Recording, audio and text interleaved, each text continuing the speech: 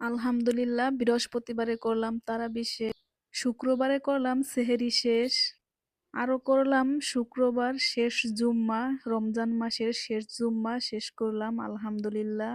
আর এই তো এখন সন্ধ্যায় করব ইফতার শেষ। জানি না আল্লাহ তাআলা আমাদের আগামী রমজান কপালে আছে কিনা। আমাদেরকে আল্লাহ তাআলা যেন এই রমজানের উসিলায় আমাদের সবাইকে মাফ করে কবুল করে নেন, আমিন। আমরা সবাই সবার জন্য দোয়া করব ইনশাআল্লাহ। আর এই তো আজকে বিকেলে ইফতার শেষ, ইফতার এটাই হচ্ছে মনে হয় শেষ ইফতারও হতে পারে।